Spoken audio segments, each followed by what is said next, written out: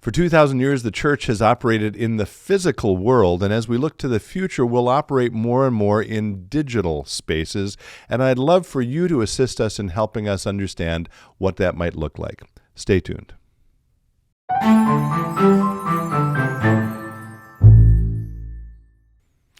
Hello, friends. Pastor Tim Westermeyer here, Senior Pastor of St. Philip the Deacon in the western suburbs of Minneapolis. Good to be with you as always.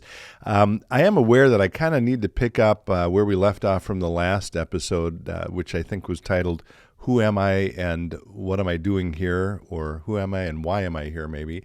And that's an open question. I'm going to sit with that and come back to it maybe in the next episode or two. But today I had a couple of other things I wanted to chat about. One, I just want to celebrate what a wonderful start of what I'll call it the program year or the school year, right? And here in Minnesota, I don't know if this is true everywhere in the United States or around the world, but when we hit the school year, there's sort of a different rhythm, a different pattern to things. The summer in Minnesota is a chance for people very often to go off to cabins and travel and so forth. So I've heard people say the real start of the year is actually in the fall. And so I would call that the program year here at the church. And it's just been a wonderful beginning of the program year this year. And I want to pause in part to celebrate that, to say thank you to everyone who's been back at church worshiping and participating in activities. And I'll lift up just a few of those. Last weekend we had Jamboree. Tim, who's behind the camera, got some footage of that. Maybe we'll show a little bit of footage on the side here. My wife Amy and I are leading a 6-week marriage class, which we just kicked off the night before I am taping this. And again, wonderful energy, lots of couples ranging from those who are engaged to those who've been married.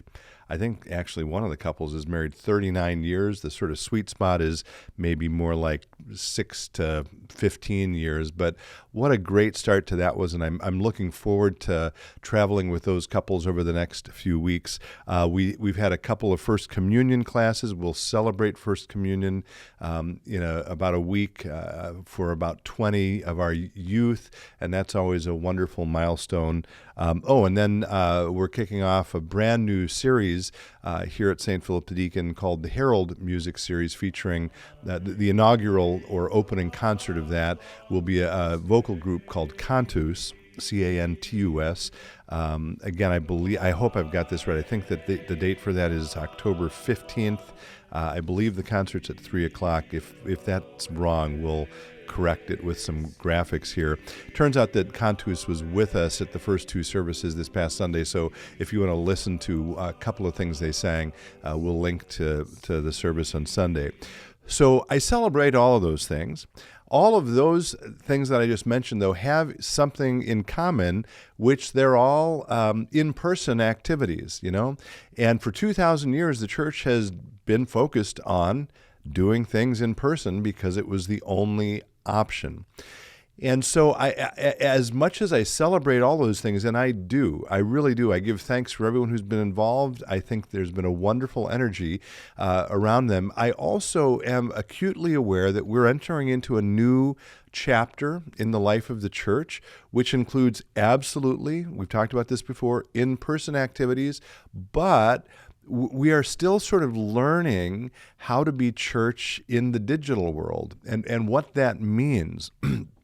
And again, we're doing a number of things. I hope doing them reasonably well in the digital world. Our live stream worship services, I know, reach lots of people, and I celebrate that. This podcast, of course, lives in the digital world. Our social media platforms, our emails, all of those things are things that we've done for a while and I think are getting reasonably good at. But boy, I'm just convinced that we have a lot to learn. And I guess in conclusion today, I simply want to once again put out there for those of you listening today, and I think this is a question I maybe asked before. If it is, I don't think it's a problem to repeat it. And that would be maybe something along the lines of, what are you looking for from a church? And maybe that can be a question for you whether you participate in activities in person here or online. but maybe I want to veer it towards people who are mostly engaging us in an online or digital way. So what are you looking for in a church? How can we be supporting you? What needs can we be helping you with? Again, we have lots of questions on all those fronts, and we're committed to figuring that out. And that's going to be probably over the rest of my career as a pastor. It's not like we're going to get all the answers solved in a week, but I'm just convinced that your input as we continue that conversation is going to be critical as we reflect on how best to invest time and energy and resources to make sure we're meeting the needs of people who are engaging us primarily through a digital platform. So I'd love for you to sit with that question. If you have suggestions or ideas, I'd love for you to reach out to me or to comment below as always, so that together we can learn what it means to be church in the future. Thanks for your time today. As always, be well, stay in touch, and God bless.